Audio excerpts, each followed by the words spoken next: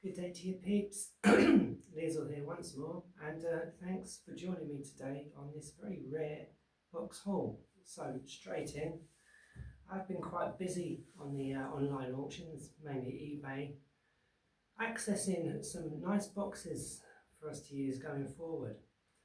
We have discussed quite a lot recently about older boxes, antiques and that sort of thing, and slightly rarer boxes.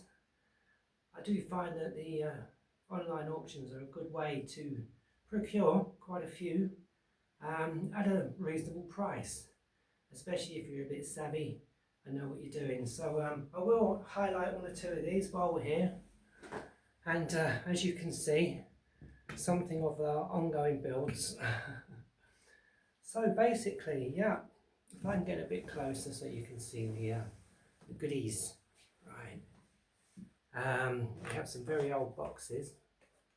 This one from the Netherlands. Here's one that I've been treating using Danish oil and basically rehydrating this box, which has to be done very slowly and very carefully when you're using these old boxes.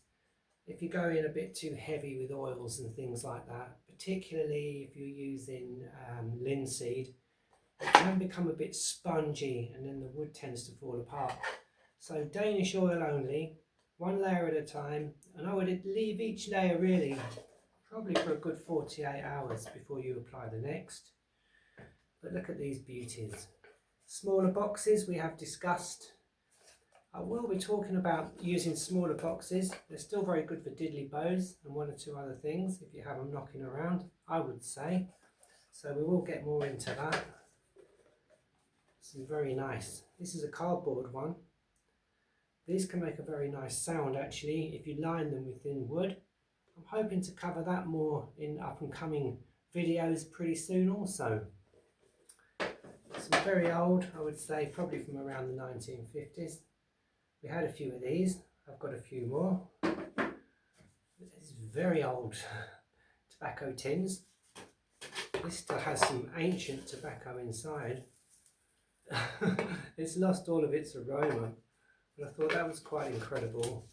It does seem like quite an old can to me, as does this old tin which contained Morris plug.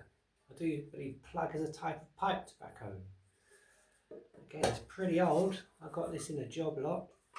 I was thinking we could perhaps do one or two things with that in any case. This one here is quite interesting. It is a metal cigar box, as you can see. Pre-drilled sound holes. I'm sure with our tin snips we can do something with this at some point. Yep, and plenty more, which I will be restoring before we attempt to cut into them.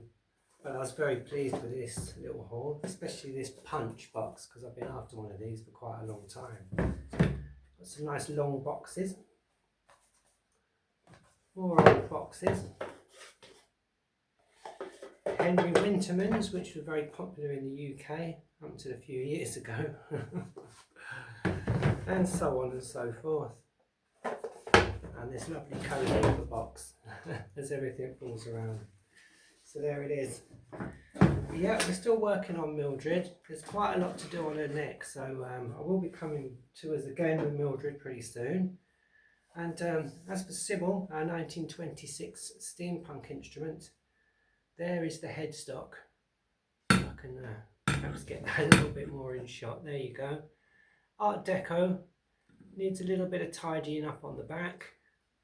But there it is so far, and I think that adds quite a nice little touch to our historic build. So there it is, peeps. I will leave it there. Thanks for joining me today, and if you've made it to the end of this video, I'm ever so grateful. Plenty more to come in the coming weeks. I'm taking it easy as I need a bit of a mental health break. I will be very honest with you on that. But thanks for all your ongoing support, your kind comments and your kind words and everything else. And as always, whatever you're doing, do stay safe. Wherever you are, do stay blessed, and whatever life brings, keep building. Bye for now then. Bye.